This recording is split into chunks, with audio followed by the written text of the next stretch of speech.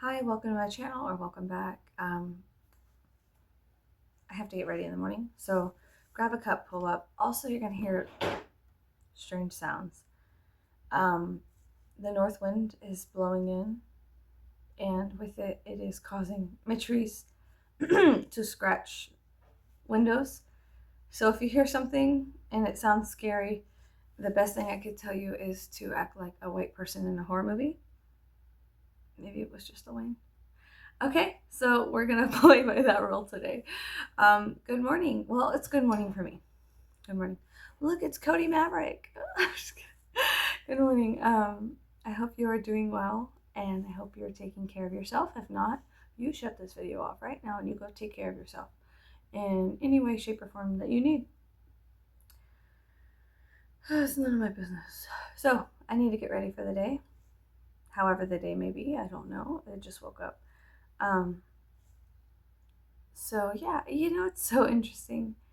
I've been listening to so much metal recently that I've had to I'm all about balance. And so I go into these dark places and then I have to bring myself back up. But it's a type of diving that happens. There's a type of diving that happens, and whenever you go to the bottom of things, sometimes you just see better. You see better. Okay, so I need to get ready for the day. And one of my contacts keeps messing me up. Today is Wednesday. So, how are you guys doing? What are you guys doing? What are you doing? Oh, wait. 1 second. I got this. No, I got this. What are you watching? What are you listening to? What are you reading? I want to know. Also, my scratchy trees on my window want to know. Yeah. I have been watching. I have been watching. I guess. How do you say? What did they say? Shadows of My Former Self, or something like that. I saw something. I think I spoke about it yesterday, but I saw a video of myself and my friend in 2022, and it had like this really nice bob or whatever. And so I was like, oh my God, because I love French bobs. I don't know why. I just love that haircut. It's so good. But I also love long hair. So right now I'm in my long hair era. Leave me be, French bobs. Some French guy named Bob's like, what? I'm just kidding.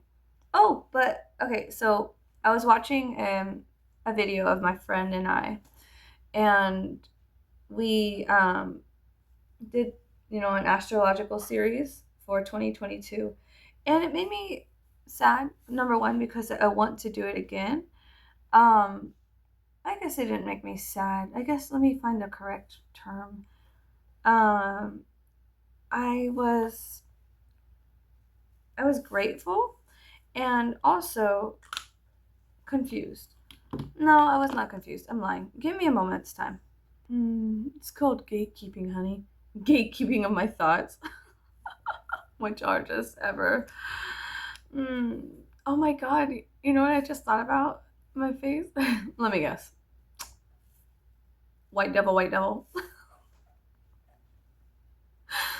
Anyways, so 2022 video, me and my friend. It made me very sad. Did it make me sad? Yeah, okay, let me explain why it made me sad. I guess I didn't lie. I guess there was undertones of sadness. It made me sad to think about, wow, I have been through quite a lot to the tree. You done scratching my window? I have been through quite a lot in 2 years, coming on 3 years. And since since 2022. And looking back, I miss doing astrological videos with my friend.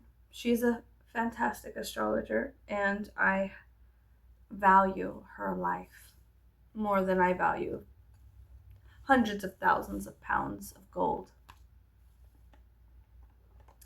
And when you find a friend like that, when you find a friend, I've been friends with her since around 2008, 2009. When you find a friend like that, man, they are the most valuable thing to you. Somebody who could tell it to you straight, somebody who can be honest with you, somebody who's seen you in your darkest hour, um, and somebody who has she has such a fantastic head on her shoulders.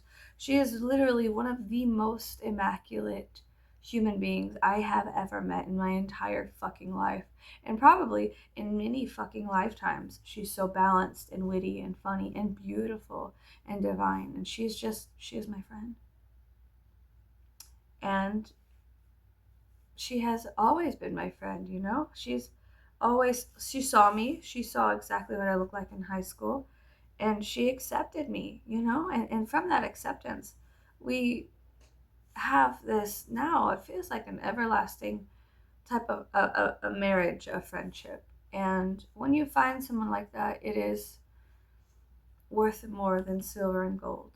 It really is. So So I love her. But it made me sad that we haven't done anything really together lately.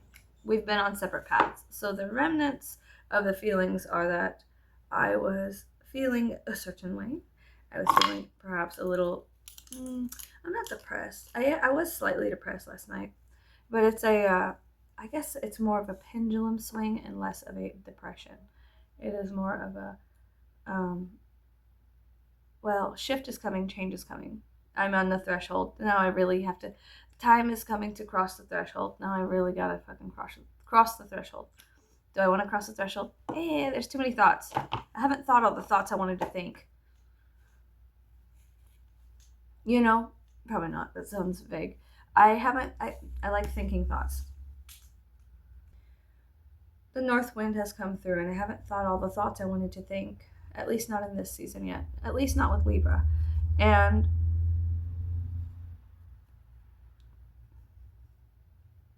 so, whenever you start looking back at your life and you start going, interesting, peculiar, blah, blah, blah, blah, blah, when you start thinking thoughts, um, I guess it did make me sad. It didn't make me sad because the dance we did in 2022, it did not make me sad because there was a dance. It made me sad because perhaps I feel like I'm neglecting our friendship in some way. But I think I've spoke about this before. I'm doing my hermit's dance, and so the things that last, when you finally come out of the cave, you enter into the cave and you tell your friends, I am here. I'm sorry. It's going to take some time. I have to go. Sometimes you don't even get to tell them, I have to go. You just have to withstand, or see what withstands the test of time, literally. And whenever you do come out of that cave, if your friends are still there and they really genuinely love you, then you may pick up your friendship again. You know, you may have a friend and a companion, which is, like I said, worth more than thousands of pounds of gold, to have a companion in this life, because it is so horrific. So to have somebody there paralleling you on separate paths, and them doing their own thing and you doing yours, and every once in a while we meet up at the same intersection, and it is almost like I can survive because of her. And because of that, I am eternally grateful. And I've had dreams where we've had like other lives together, perhaps, you know. But her love is so beautiful and sweet. And I know it's funny. She's my best friend. And I speak of her as if we are two moths attracted to the same flame. And sometimes it feels like that, but yet we are light years away, extremely different, day and night. But I can admire everything she is. And I do. I do. I admire. I admire. So I don't know. To me, we're so different. And it is beautiful. I'm so sorry. I went on like a whole rant. Let me go back to this. When you have a friend, when you have somebody who is a companion to your life, and it does not have to be an intimate thing. Some of my most beautiful friendships have been those that were non-intimate. Does that make sense? The intimacy of two souls locking together throughout time and space to make sure that we make it through our debts karmically is kind of fantastical and a little spooky. You start thinking, or maybe you don't think, but you start feeling like, wow, this is my best friend, But whenever you're doing a hermit stance, whoever is still there will always be there. There's some kind of like thing that happens. And so, for me personally, whenever I moved from Austin, Texas as a child to here, this very small town, it was in the Bible Belt. I went from hanging out with people, I went from being like 11, 12, 13, and hanging out with cross-dressing men at the Keep Austin Weird Festival and the Bob Marley Festival and the City Limits Festival. I went from fucking around and hanging out with all of these like interesting, strange, unique people who made me feel okay to be alive, to the Bible Belt city which I live in, and then it's like I wanted to die. And so I sat with that for a very long time. It wasn't just trauma of like things happening that, external stimuli and external circumstances becoming extraordinarily difficult for my psyche at that age in my development as a mammal. It was extraordinarily difficult to go through certain things. And at a very young age, I had the type of awareness that is fantastic for observation and yet detrimental for mental health sometimes. And what does that come from? Well, mine came from trauma. Mine came from literally the consecutive, consistent snake bites. Okay, well, transmute this into antidote quickly. Come on, because I need to bite you. I need another snake to bite you. Here's a snake, here's a snake, here's a snake.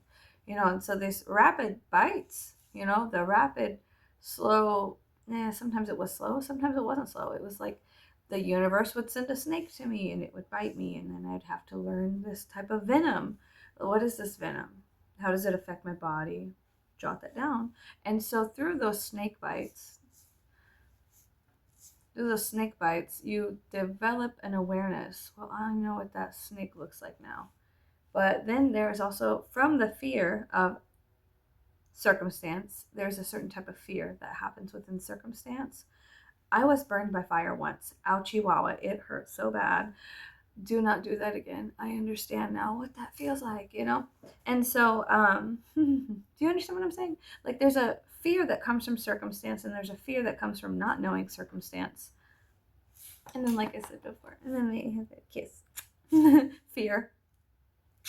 So, anyways, and in between those little kissing molecules, there lies Saturn, the true fear of death, right? No, something like that. Yes, my prayer. I don't know. There is the grandfather clock.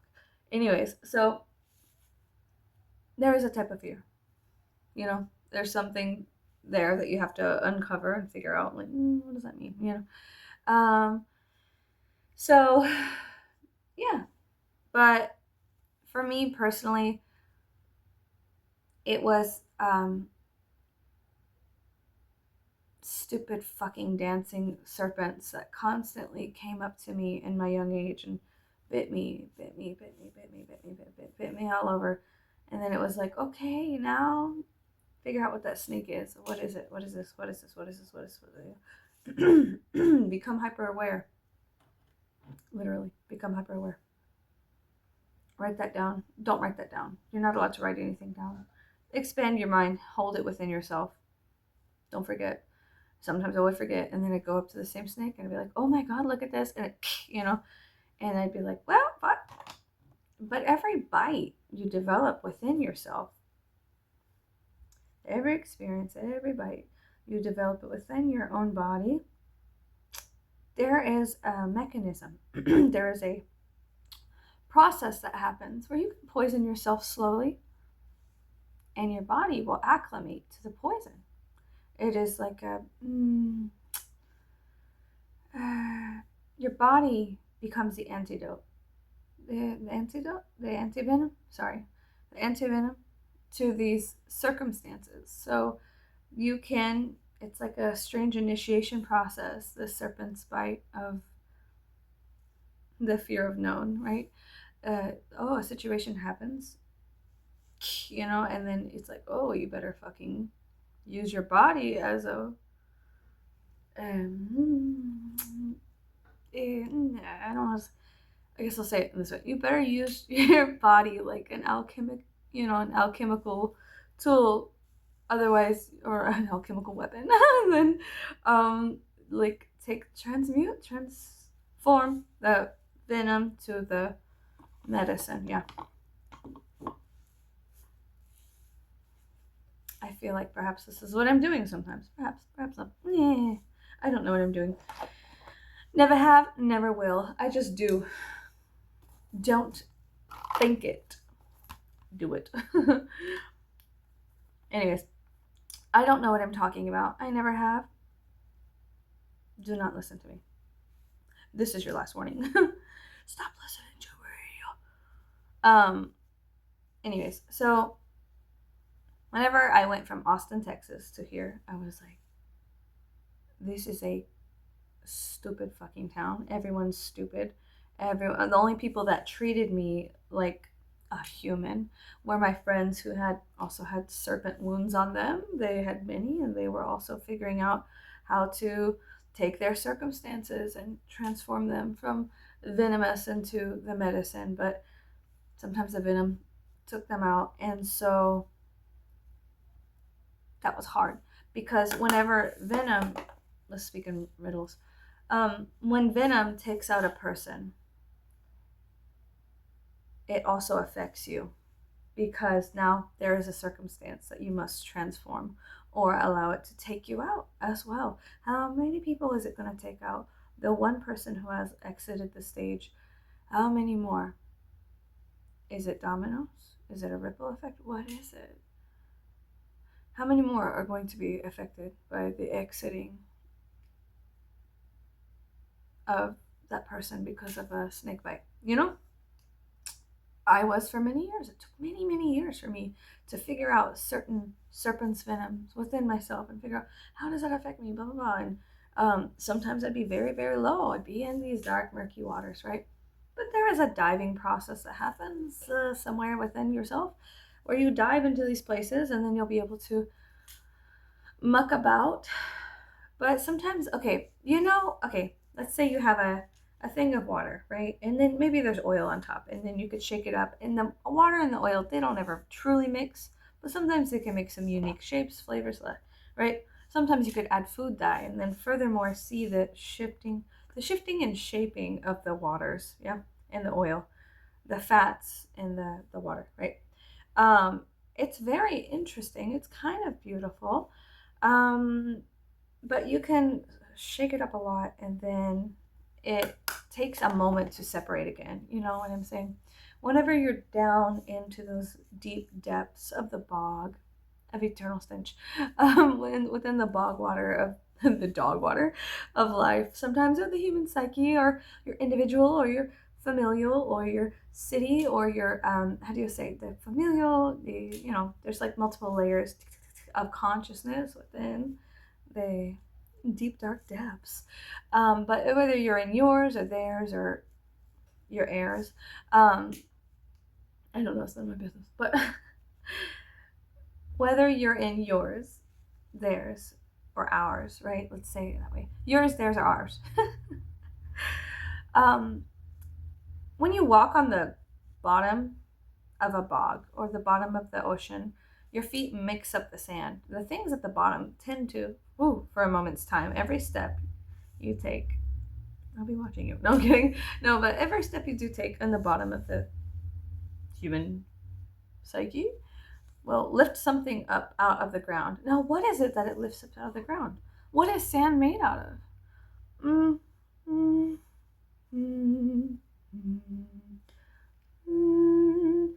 Here we go. So decaying organic matter, the remnants of death, the remnants of, sorry, the wind. It's just the wind. Um, the remnants of death, there's the excrement, and then there's also the body decomposing, and there's all kinds of stuff at the bottom. Sorry. Like I said, we're just gonna have to get over the tree. Special guest star, the tree. You're just gonna have to get over that too. So, anyways, I got a noisy tree outside because the north wind is dancing in it. The bottom of the ocean, there's a lot of things. Some people, some places haven't even been touched yet. Not at least by human bodies. They've sent electronics down there, and sometimes they go boom, It's so bizarre. But anyways, sorry. Anyways, we're going back to the bottom of the ocean. When you take a step there, some of this ancient things they kick up from many periods. There is in the how do you say the sediment. There is a lot of different things, and then sometimes over millions of years, allegedly, there are certain types of rocks that are formed. I have a piece and it's black and white and it's got a little heart on it, and it kind of looks like it has a little penguin on it too, but it's made out of the this is the name of the stone, but it's basically made out of the decomposition of organic matter. That's what's at the bottom of the ocean. And whenever you step within the decomposition of organic matter, you kick it up, you mix it up a little bit into the waters.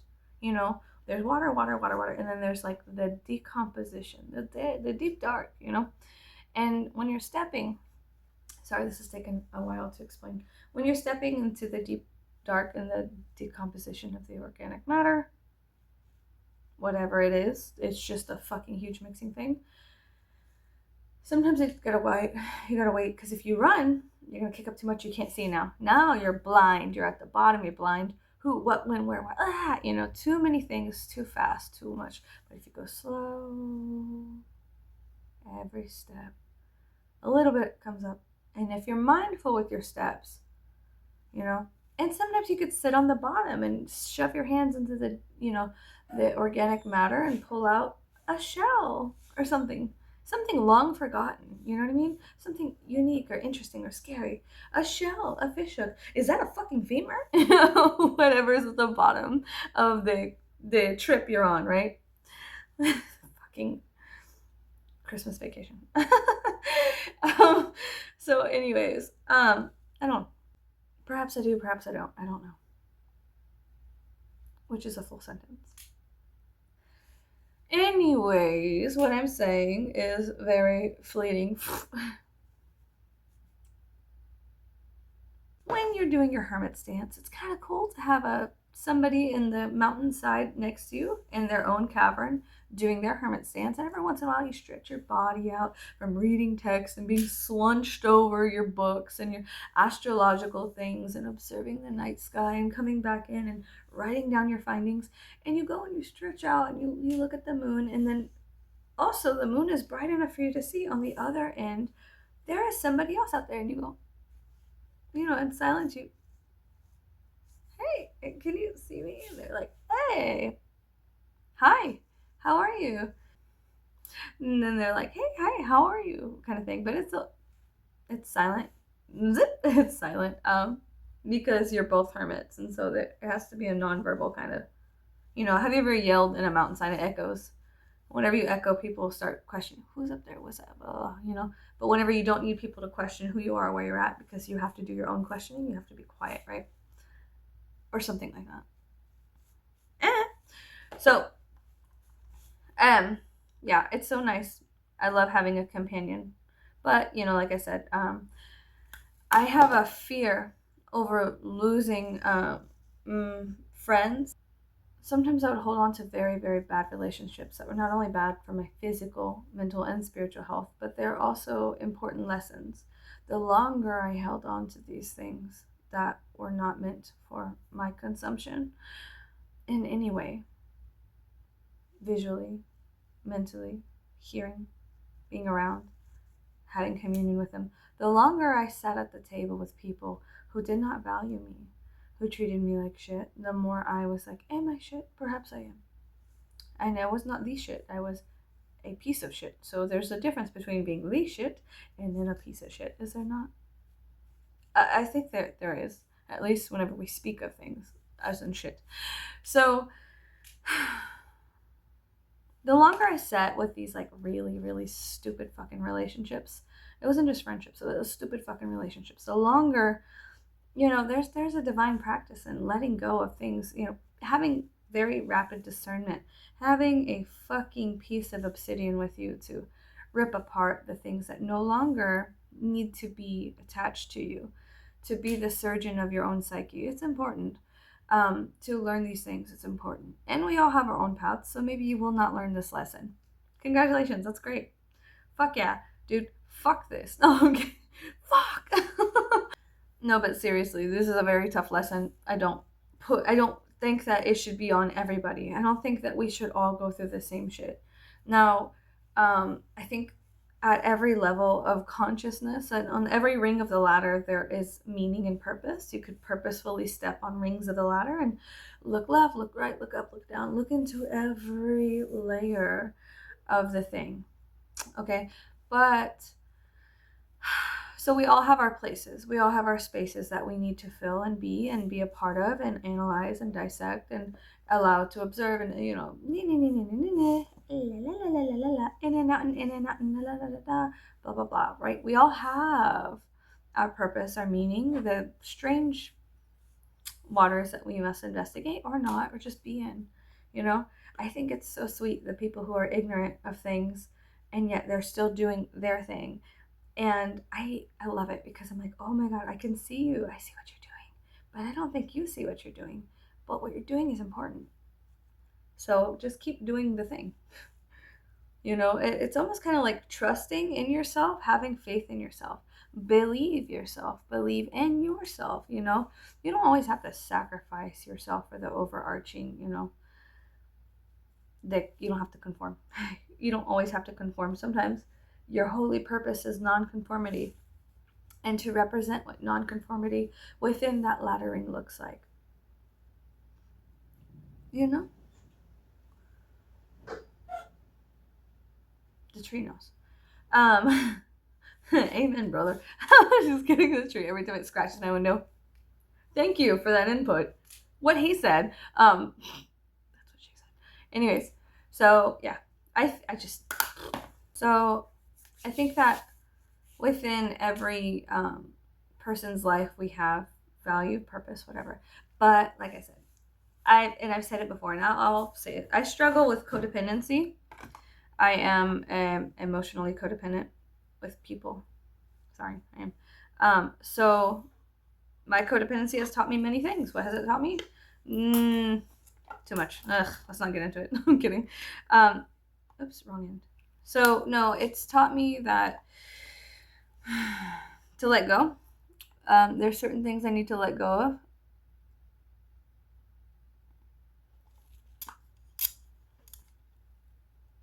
There are certain things in my life that I need to let go of very rapidly. And there's certain things in my life that I need to hold on to for dear God,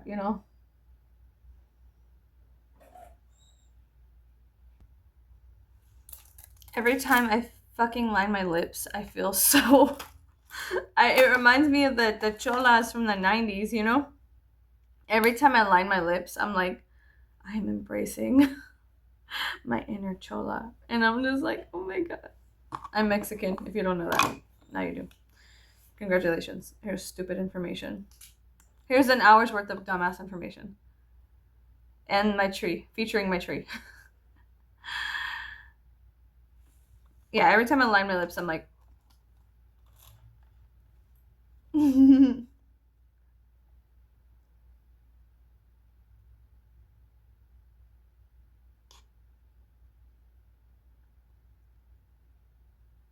I'll have to fix this in a minute, but it's fine for now.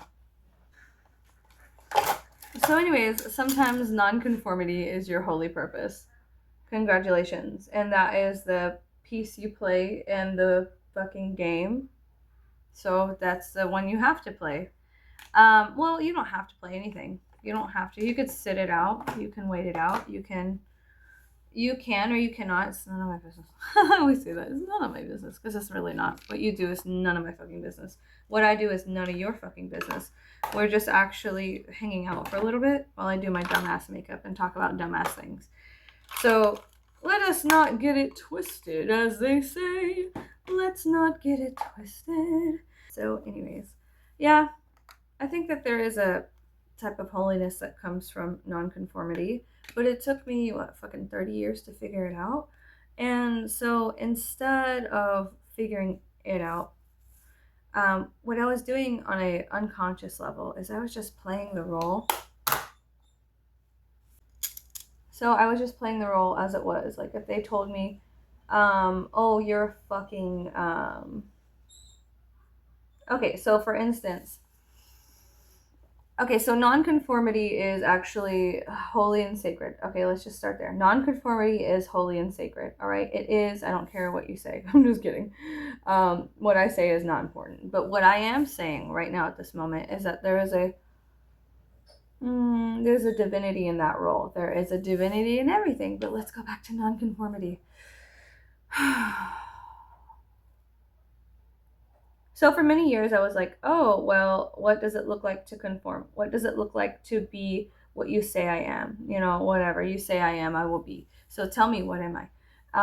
And so I would get these type of very Saturn-esque like rejection from the external. Like sometimes it would be very rough, rude, harsh things would be said to me.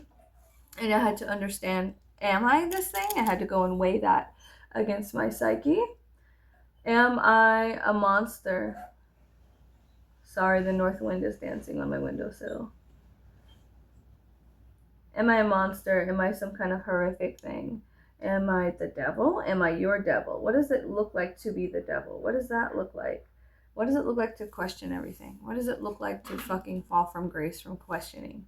What does that look like? And so then I'd submit myself to that role. You told me, here's the role I'm playing. I am the devil right now. So let's submit ourselves to what that role looks like. You know, what does the devil do? Let's go investigate. Let's go figure it out, right? And so then you find out there is holiness and nonconformity, and perhaps it was all the grand, the grand thing of God to have all these angels play all of these things, and then to cast Lucifer, the light, and Venus into the darkness. And I don't know, but what I am saying is that what I would do personally was I would say, okay, sure, I am. Whatever you say I am, I'll be that. What do you need me to be? I will be that person as long as you accept me. Codependency, and sorry, my chickens are outside and the windows are scratchy, so we're just gonna have to keep going with this. So I would be like, okay, well then I will be the thing. As long as you allow me to still play with you, I will be the thing you say I am. And then I would do that, and then I would be like, I'm not actually. I'm not. I'm sorry. I don't fit into the role you have cast me as and cast me out into. That's not me. I'm more than that. I am so much more than just this, and that is not everything I want to be. And so, then from the well, we have something for you to be. So you go into a group setting, right? And then there is obviously the cock of the walk, the big, tall, high man that is like, I am the one directing the little play of our group, which is life. And so then, which is a funny fucking movie, Life, with Eddie Murphy and I think Martin Lawrence, correct? It's a good movie. I love that movie. So anyways, so there is, fucking love that movie. It's so fucking good. Anyways, so you enter into a communal setting, and then they say, well, we have all these roles we need people to play, blah blah blah. There is a big thing we're doing, and here are the roles. Okay, you get this, you get this, you get the love interest, you get the protagonist, the antagonist, la la la la, all this story that's being told within this life moment. And then they hand you, oh, you can be the devil. how about you be Satan? And how about you, we don't really like you, so we'll just put you in the corner. We'll put baby in the corner. And then you can be the devil, Satan, something stupid, right? Something that is, nobody's going to like you. Of course you'll get attention, but nobody's going to fucking like you for it. And you're going to do what I say you're going to do, because if you want to play with us, you better do what I say. And it's like, well, with me as a child, I did not understand the act of being like, no. I did not understand. No, I did not understand that I was real. I had a spine. I have a nervous system. I have a heart. I have a mind. I have a spirit. I did not understand that as a child. I was like, oh, okay, well, I fall into the role you give me. Okay, so you say that I am, so then I will be. And then it came to a point where I was like questioning the script I was being given. Esque, type of thing. Like, well, what if we did that? No. You do what I fucking say. You do what I fucking say. I had a theater teacher, and we were at odds. She was very, very fiery, very like, with her direction, like how things were supposed to be and how they were supposed to go, her vision. And it's so funny because I had two theater teachers at two separate high schools. One of them, he had polio, and he was in a wheelchair, and he was the funniest fucking guy ever. He used to chase me around the hallways in his wheelchair, and he would be like, "Where are you going?" And then so I would start running behind him, and we would be chasing each other in a circle, and I'd be like, "Well, I'm going where you're going. Where are we going together? What's happening?" And he'd be like, "Shouldn't you be in class?" And I'd be like, "Well, I'm not in class." He was really big on improv and like learning from being free. So my masculine theater teacher, my the arts teacher, right? Theatrical arts was it? Dramatic arts, my drama theater teacher. He was big on improv. And so he liked that I was always kind of doing weird stuff. And so he had like his favorite kooky little kids, right? That were the theater kids that were so good at playing whatever role he threw to them. And they like submitted themselves to his vision, which was kind of funny, kind of strange, kind of different. And I valued it. So do I know him personally? No, but as a theater teacher, he was good. And he taught me to appropriately mirror people and appropriately fall into roles, but also expand upon those roles that I had. And then I went to another school, a different school, a school where I met my very best friend. And that theater teacher, she was different. So there was he, and then there was she, and then there was these two pillars within me for theater. And of course, the masculine, even though he was very funny, but he was physically, he was different, but he was still present and out there. Do you understand? Maybe that does not make sense. So he taught me a lot about being open and honest and still being funny and being serious when you needed to be serious. But he was more funny. He was like fucking loose with life. He was like, it's a big joke.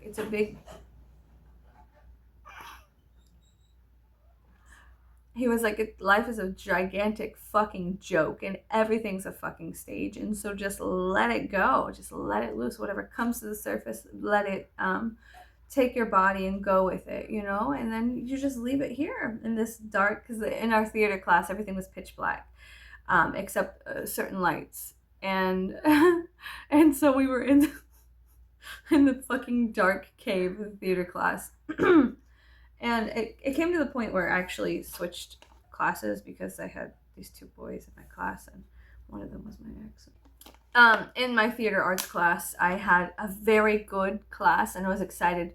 But there was these two boys, who one of them I had dated, and another one was, he would always find me and tell me that he loved me. He would always say, "Emily, I love you. Just give me a chance." And I would say, I love you too. I love you too, but you're freaking me out, because I did not understand. Like, were you fucking with me? Like, I didn't understand what he was doing, but his proclamation of love for me was so like big. I didn't understand. It was very extravagant, and it confused me because I thought he was one of those like mean rich kids that were just trying to fuck with me, which had happened before.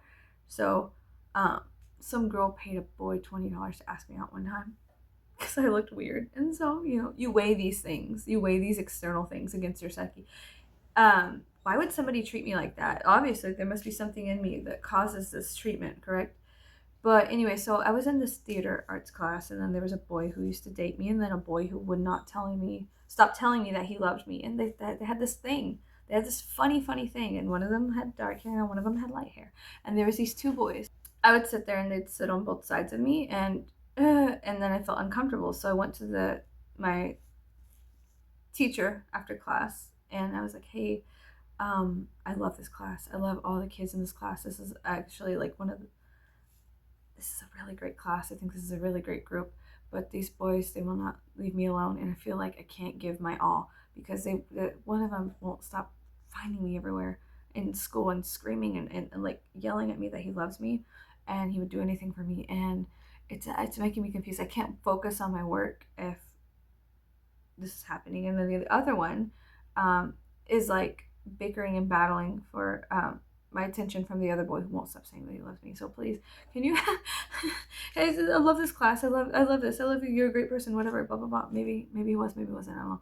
But the mask that was revealed to me from him, I was like, listen, I think it's so funny that we have these little back and forths, and you have taught me improv, and you're really proud of me and the things I'm doing, and you make me feel like I can actually release some of myself into the world and not be so scared. But these boys won't shut up, so I need to switch classes. And when I switched classes, he was disappointed. He was like, can you not overcome this? Can you, maybe we talk? Maybe, he had all these ideas. He was like, can we not overcome this? Because I need you in this class. You're important. This is the class we need. This is a good thing for you. And even though there's these boys, maybe I move you to a separate part of the class. And I was like, you don't understand. I can't even focus. They're always looking at me, and they're pulling my attention away from my work. These boys, these two boys, this light and dark one, they're pulling my attention away from the work I want to do, which is be in the arts. I can't be in the arts if, I can't be in my art if I have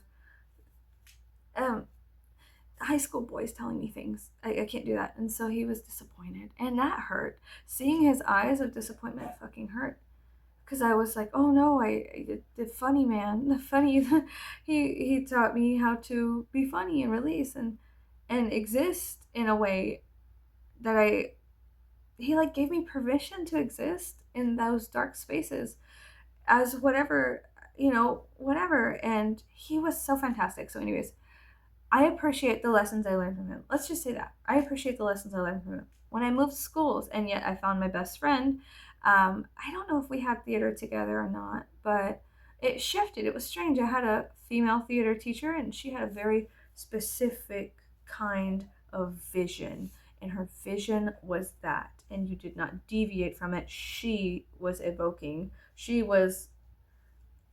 had this beautiful, it's so funny, I have red hair. She had this beautiful red hair, and she did care, but she was she was a lot. She was very finite and very her way of the highway kind of thing. And we had to learn how to play the roles that she wanted us to play. Or else. No, I'm kidding. No, not or else, but the type of. So whenever I looked at my other theater teacher, he was very sweet, kind, childlike. He was very the Page of Cups. Let's say that very sweet, and he had doughy eyes and dreams, and he was in this realm of a different type of reality, and it wasn't so structured, and you weren't having to like slowly have something around your neck constricting and controlling you, and forcible binding to a will. It was different. He was like happy, and he was extravagant and funny, and had this whole thing. And she was very, very, the way she was, it was, she did not teach us the things he taught us. So I found a lot of value within both of those pillars of my theater arts teachers. But unfortunately, that came to an end, and I felt like, because I wanted to pursue a career there, right? So I was like, this is great. I'm at this school. I was at this school where I had this like this theater arts teacher that was, he believed in me and I believed in him. And so we had this, okay, cool, I could go further. For a moment's time, I saw the expansion that could happen under certain circumstances. Sorry, my chickens, my animals, things of these natures. So I saw the expansion that could happen under certain circumstances, and I had like a gleam in my eye, a twinkle, and I was just like, wow, this is fun. And I loved the kids of my class and things like that. And I was so excited to just be a part of it, and I was also in dance class. And we did like this dance to Rob Zombie's Dracula and stuff like that. It was silly. I had to do the dancing, and then I wanted to be in color guard. So me and my friend, we signed up for color guard, but she was very anti-authoritarian. She was like a little anarchist, and she was just this bad bitch. She didn't give a fuck about nothing. But with me, she was always so sweet. She was like, hey there. And I was like, hey. But then with everyone else, she was like, get the fuck out of my way, bitch. And then with me, she was like, and I was like, hi, what's up, girl? How are you? I love bad girls. And just like, hey, you're scary. Let's be friends. So I was like, hi. I love women with a lot of Saturn in them. A lot of Mars and Saturn. They're just like, she was so funny. She'd be like, man, fuck you. I don't give a fuck at school. And then if men tried to be like, or boys, even teachers, if they were in her way, she'd be like, bitch, you see me come and move. And then I was just like, she was so real and in herself. She was just like, man, fuck you, And so I love her for that. I love her for that. I hope she's doing well. But, she had a hard life. So she had to be that way. But there was a softness with my friends. A lot of my friends had hard lives. I had a hard life. So there was a lot of softness that came from being friends with me and them. There was a type of sweetness we could exhibit to each other. And it was one that we had to protect within our group. So we could share thoughts and feelings and whatnot and be dreamers. But we had to protect our dream. And that was difficult to do. So, yeah. Anyway, so I think it's interesting. I had two different theater teachers. One of them, he made me think that I could be what I wanted to be. And then the other one, she did not make me think I could go far. She made me think that literally this is all you have. So just give me what you have. And I appreciate some of her techniques, I guess. Looking back, I appreciate some of her ideas and the way she did things, but also I was so heartbroken because she said, well, this is all you'll ever kind of be. And so the roles, I went from getting roles that could have been anything to roles that were just the psychotic woman, the psychotic soothsayer roles, like, because I was strange. So she said, you can't just back to, you're in a group of setting and then there's the high man, and he is saying the things that you must do and whatnot. And so now you look devilish, play the devil, but the devil could be anybody. It could be your cat. It could be a mouse. It could be a beautiful woman in a blouse. It could be anybody. It could be a butterfly. It's just the divine adversary. And what does that look like to you? I don't know. But to me, it was funny because she was like the devil, and she was like, she was just telling us what role she wanted to play, because it was like, well, we have something left over for you. You could be the crazy bad woman. How about you try out for that role? And like, she wanted us to do it by the page and do it by what she said. She was like, I need you to do this, that, and the other. That's how I need you to act. You will act how I need you to act. She was like, the acting must be the way I say it. So I am conducting and constructing you, whatever. But then with my other teacher, he was limitless. And so I felt exhilaration within the limitless stuff. And so at one school, I was in everything. And it felt like I had everything for a moment's time.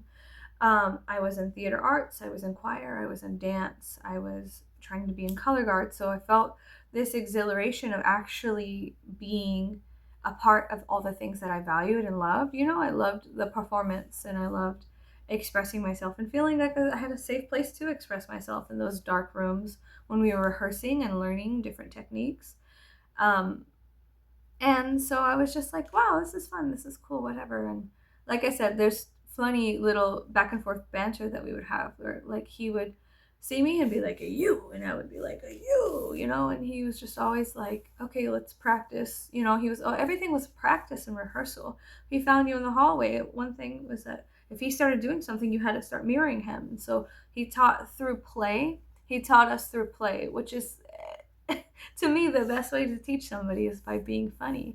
The best thing to do, the most fun thing to teach somebody is by telling a joke, telling a story, having a play, but also playing.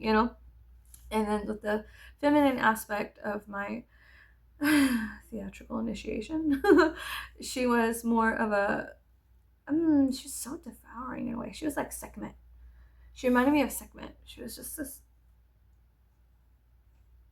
controlled, devouring woman who wanted it a certain way, and she would quickly cut you if you did not do it the way she said to do it. And so there was a time like I wrote my own piece.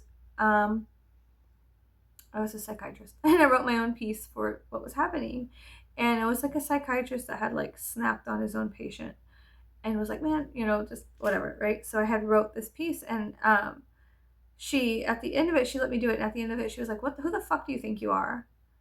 And she would cuss. And that was what was scary to me. Because not only was she'd sit there with like the most vile judgment face. And sometimes at the end of the judgment, she'd be like, fantastic, that was amazing. And then other times she would be like, now who the fuck do you think you are? Did I tell you to do that? I did not tell you to do that. And so I was like, oh my God, she hates me. I'm looking for like recognition and adoration from my mentor, and she fucking hates me. And so she was like, how about I give you a role, since you want to act so crazy, since you want to do your own things and not do, I'm not grading you on this because you didn't do what I told you to do. And I was like, oh my God, this is theater arts class, bitch. What the fuck? You mean I can't do this? No, I'm kidding. No, but at the time I was just like, I took a note from my friend's book and I was just like, man, fuck this bitch. But there came a point where she was also like, she had her own thing and she was still working through. I preferred the other teacher. I feel like I would have had a better life. No, I'm just kidding. I'm lying. I feel like I could have gone further in life had I stayed at that school with the arts, but psychologically it was important to have that balance. Life is not always just happy funny man, sometimes it is very serious, stern woman. And so there was a point where like I was, after our play, we did a play at the other school with the woman who was a theater arts teacher, and she was very strict, like I said, very strict, very like Sekhmet. She was just like, she would devour you and shit you out if you did not do what she said. And that hurt. Artistically, that was painful. It was stupid. It pissed me off a lot, but it taught me valuable lessons, within myself, and now expanding upon codependency, like the things that I would attach to. It taught me detachment because I had to detach from wanting to be in theater. She had evoked this kind of sensation. I was like, what if other people were like this? What if it was like this out there, And so I would do my own like studies and research on different things in theater, and then I got to the point where I'd listen to her, but every time she spoke, I started getting sick. It was like I didn't want to be there anymore, which hurt. It hurt to lose the thing that I felt like I was so connected to, wanting to go into things like that. And I wanted to be a writer and a director and all this stuff, right? And have fun and write interesting things for people to do and play as, because I had all this strange experience. So I wanted to take my strange experience and then give people new masks. Like, well, here's a new mask I made out of some fucked off experiences I've had. So let's try this on, and you stand there and let's see how that interacts with each other on like a grand scale. And then she was like, absolutely not, bitch. You dumb whore. No, I'm kidding. She wasn't like that. But anyways, there's a point where I was waiting for someone to pick me up after school. It was after a play, so it wasn't just after school, it was after dark. And I was just standing there outside under the light watching like moths dance in the light, and I was just like, golly. You know, I had just finished my role as psychotic tabloid woman, the only role I was allowed to have because of her. And she was like, "Hey, where's your mom?" I was like, "Well, she's working late at the bar. Um, so she will not be here for quite some time, so I must sit here in the darkness under this light watching moths fight and fuck each other." What do you want, mean woman? What do you want, mean lady? Oh God.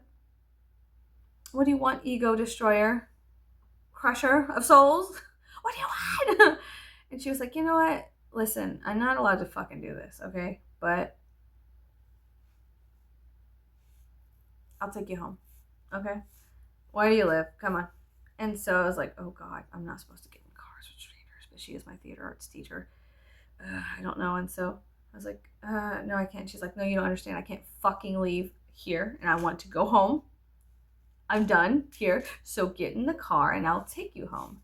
And I was like, fuck, this goes against everything, every fucking thing that I had been taught. But she was so commanding, so I was like, okay. But I was so fucking nervous. I got in her car, and then because she was on her way home, she was like so happy. She was like driving, like, okay, where do you live, whatever. And so we talked about how the refineries look like cities on the water sometimes, and how peculiar it is to look out at the water and see all these dancing lights as if it is a bright city far away. But it's not, it's an illusion. And she smiled and she was like, yeah, it kind of does look like that. It is like an illusion, huh? And then she drove me home and she dropped me off, and she was like, I'm not doing this again, so you need to tell your mom to get with it. Do you understand? I was like, yes, ma'am. You know, that's, God, she was so, you know, but I don't know. I feel like because I was a part of choir in my other school, because I was a part of that, I feel like, I don't know, there was hope, I guess. There was hope for my life. Like, I could do something with it, maybe, you know, there was like a little piece of hope, and I was like, oh my God, this is my year, la la. And then from that high place of, I was so in my element, I was so enveloped in my own element, and I felt like I was super happy and everything. I learned my own Lucifer's dance that year because I had fallen from such a high place,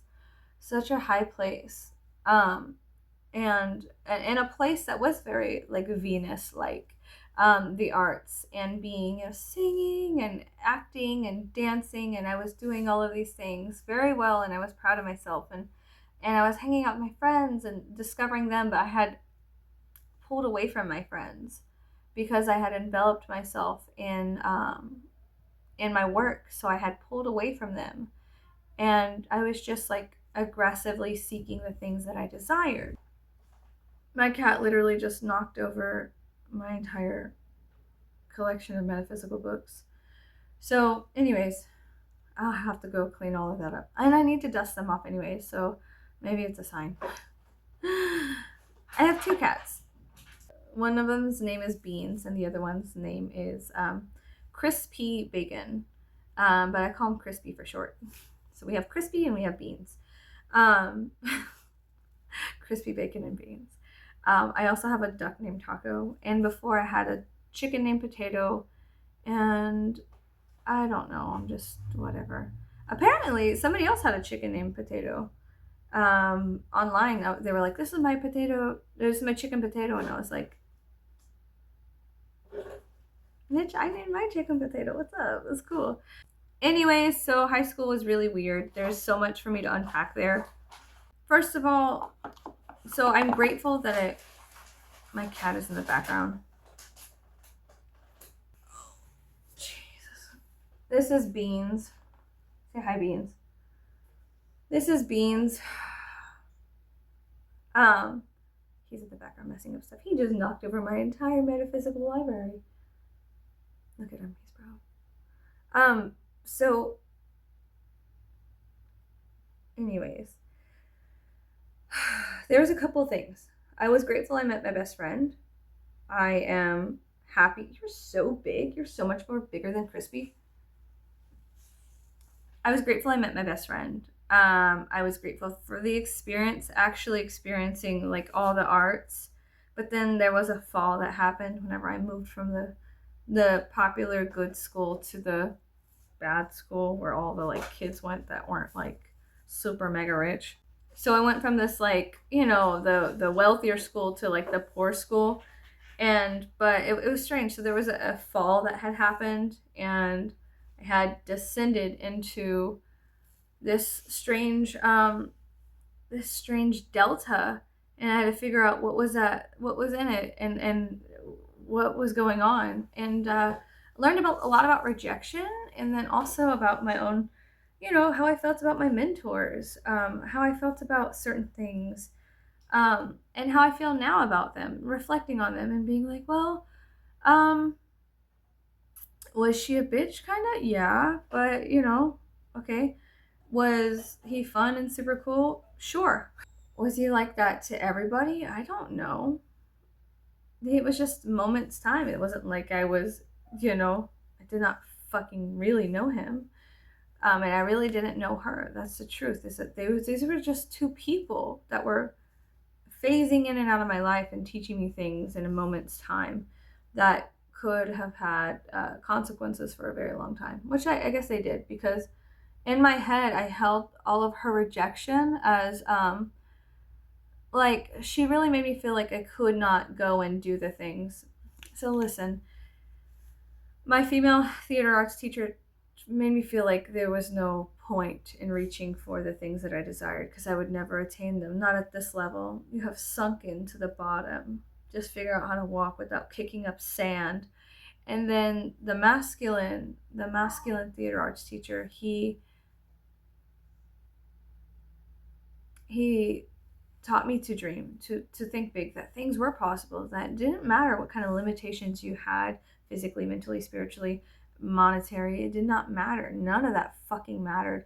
All that really mattered is that if you can think it and feel it, and there is a seed within yourself, it could become a massive oak tree or a grove, you know? And so believe in yourself. He was like, believe in yourself. You can do this. Yes, you can do this. Go to the highest part of the tower. And then the swan dive happened into these dark, murky waters. And I was just like, the woman I found at the bottom stripped apart everything, stripped apart me and laid me bare and was like, we shall reform and restructure you in a way that is more pleasing to my will. And I was like, well, if I want to play this game, if I want to be a part of the group, if I want to continue my studies in the arts, then I have to listen to her to an extent. But every time I tried to do something that I thought was good, that I thought was beneficial for the class or for the collective, it was denied. She was like, no, you're wrong. Who the fuck do you think you are? I told you to do something. You do what I say. You don't ask questions. You follow blindly. And I was like, huh. Fuck. No.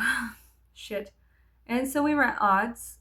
She was my little adversary. I was her adversary. Perhaps we were devils to each other. Okay, perhaps I was her devil. And so it got to the point where she was like, when she would see me in class, she'd be like, don't start today. Just don't start today. Not today. And I was like, what did it start? What the fuck did I didn't say anything yet. I'm sitting here. I was talking to my friend. I wasn't even talking to you. What the fuck, man? But yeah. So anyways, high school is weird. It sucks. I need to go clean up my books. My cat just knocked over all of my metaphysical books. All of my metaphysical books that I have. I have like a little occult library. And I need to go pick it up, dust them off, and figure out what's going on. It's probably a lesson that I need to go deeper into my own hermit life and rediscover different things. But yeah, I will see you guys later. I hope you have a great day. I hope you take care of yourself, and I hope that you can fucking find the cojones within yourself to believe in yourself. Believe in yourself. Believe in what you feel you need to do. Or if it might not be a need, it might just be this strange desire that you feel is too high in the sky. You know, the desire to be amongst the stars and be with the stars.